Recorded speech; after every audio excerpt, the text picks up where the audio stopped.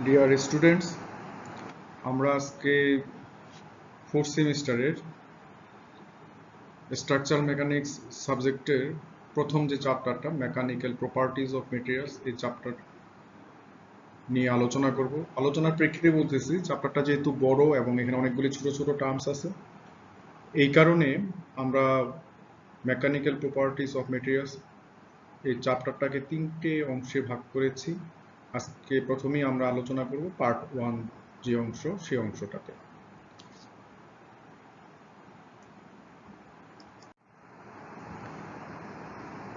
Strength of materials বলতে আমরা কি বুঝি? আসলে স্ট্রেংথ অফ মেটেরিয়ালসকে মেকানিক্স অফ মেটেরিয়ালসও বলা হয়, অর্থাৎ বলা হচ্ছে কি strength of materials also called mechanics of materials is a subject which deals with behavior of solid objects subjected to stress and strains. Strength of materials হচ্ছে একটা সাবজেক্ট, একটা বিষয় যে কি করতেছে এবং প্রপার যেগুলি সলিড অবজেক্ট আছে, সলিড অবজেক্টের বিহেভিয়ার নিয়ে আলোচনা করে, আচরণ নিয়ে আলোচনা করে, এবং সাবজেক্টেড টু স্ট্রেস এবং স্ট্রেন, স্ট্রেস বিশেষত স্ট্রেস এবং স্ট্রেন নিয়ে। এছাড়া আছে কি the study of strength of materials often refers to various methods of calculating the stresses and strain in structural member such as beam, column, shaft. তাহলে একটু আগে আমরা বলেছিলাম যে রিজিড বডি। Rigid body কি? A rigid body is defined as a body on which the distance between 2 points never changes whatever be the force applied on it. Partially, there is no rigid body. বাস্তবিক অর্থে আমাদের কোথাও কোনো rigid body নাই, এটাই বলতেছি। আগে হচ্ছে কি a rigid body is defined as a body on which the distance between 2 points never changes. নির্দিষ্ট দুটো বিন্দু, একটা বডির দুটি নির্দিষ্ট বিন্দুর মধ্যে যদি কোনো পরিবর্তন না হয়, তখনই আমরা তাকে বলবো রিজিড বডি। ডিফর্মেড বডি স্বাভাবিকভাবেই যেগুলি ফর্ম হবে, যেমন তোমরা চিত্রে দেখতে পাচ্ছ যে এই যে স্টিকটা লোডের কারণে ব্যান্ড হচ্ছে, এটা হচ্ছে ডিফর্ম হচ্ছে। স্ট্রেস, তাহলে আমরা স্ট্রেস কি বলতে পারি? Stress is the applied force or system of forces that tends to deform a body.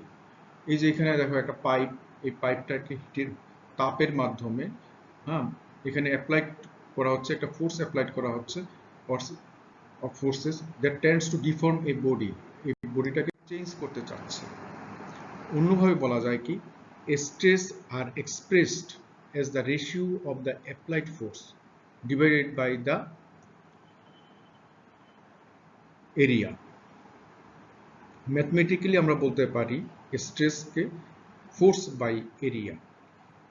স্ট্রেসের ইউনিট হচ্ছে কি newton per metre square or Pascal.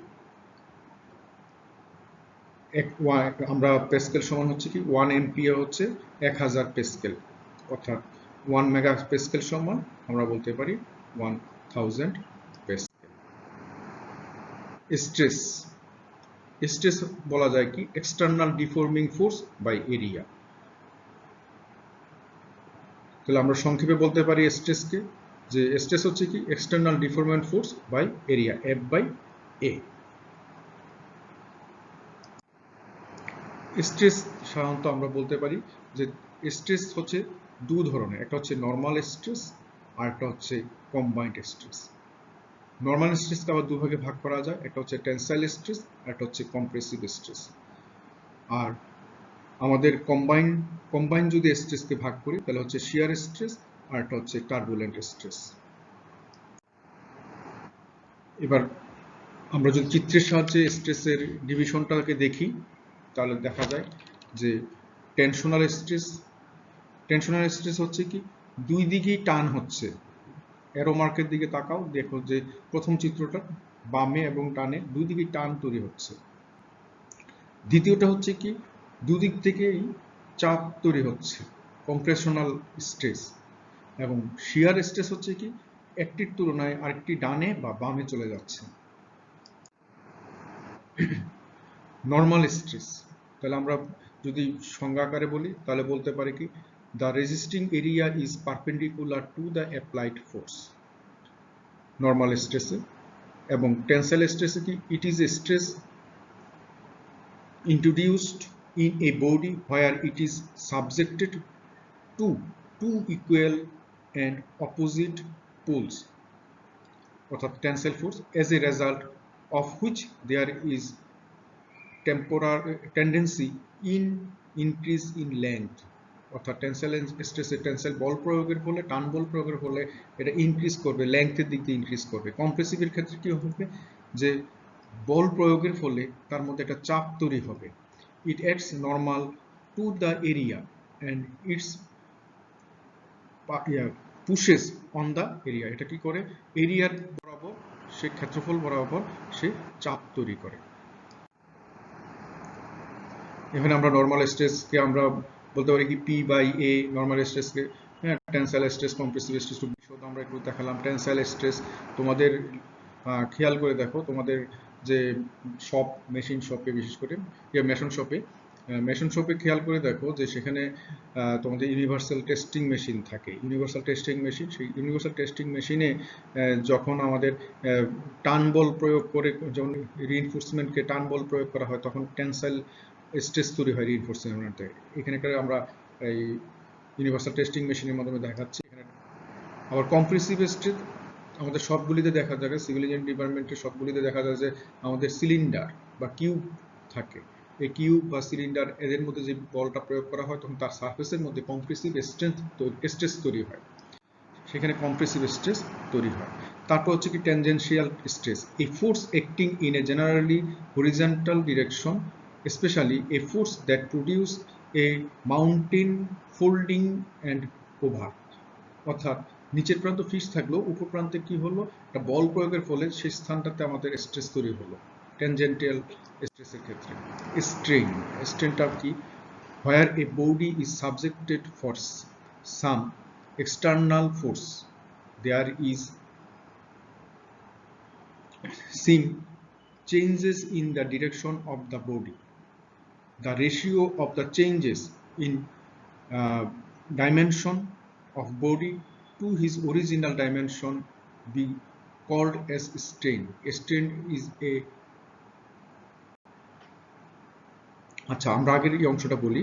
where a body, যেখানে একটা অবজেক্ট বা বডিকে subjected to same external force, সমান বল প্রয়োগ করার ফলে দেয়ার ইজ সাম চেঞ্জ, কিছু পরিবর্তন আসে, সে দৈর্ঘ্যে বেড়ে যেতে পারে অথবা দৈর্ঘ্যের মধ্যে কমে যেতে পারে। The ratio of changes in ডাইমেনশনে আকার আকৃতিতে তার কি হচ্ছে যে পরিবর্তনটা হচ্ছে, পরিবর্তনটা এবং তার অরিজিনাল যে বডিটা ছিল তার সাথে যদি যে হার অনুষদ হারটা, এই হারটাই হচ্ছে কি স্ট্রেন।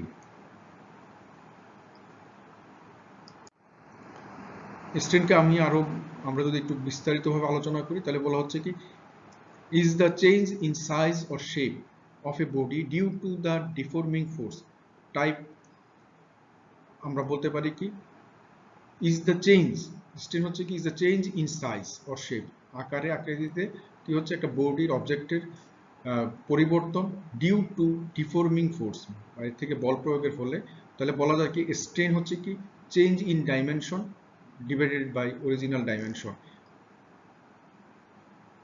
স্ট্রেনের কোনো একক নেই, স্ট্রেন ইজ ডাইমেনশনলেস। আচ্ছা, তাপের কারণে আমাদের যে স্ট্রেন সেটা আমরা এখানে দেখাচ্ছি। তাহলে লিনিয়ার স্ট্রেন হতে পারে, কম্প্রেসিভ হতে পারে, টেনশন হতে পারে। টাইপস অফ স্ট্রেনকে আমরা এইভাবে দেখাতে পারি, বলা যায় কি tensile strain, compressive strain, volumetric strain এবং শিয়ার স্ট্রেন, এই চারটে স্ট্রেন আমরা দেখাতে পারি।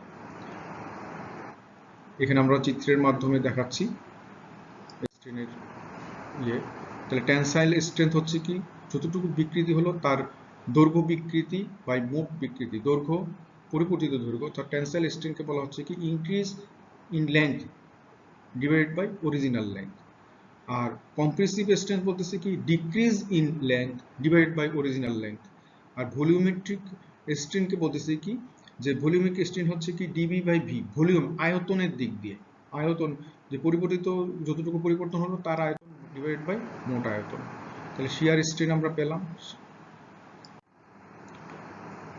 লম্বালম্বি যে স্ট্রেন হচ্ছে is when the deforming force produce change in length, longitudinal length, change in length or original length। এই কথাটা আরেকবার ডিটেইলস বললাম। Volumetric length, শিয়ারিং strain. আচ্ছা, শিয়ারিং স্ট্রেন হচ্ছে কি is when the deforming force produce change in the shape of the body, it is measured by the angle theta।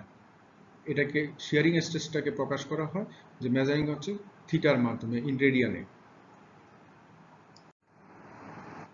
এখানে আমরা শিয়ারিং স্ট্রেনটাকে দেখাচ্ছি চিত্রের মাধ্যমে।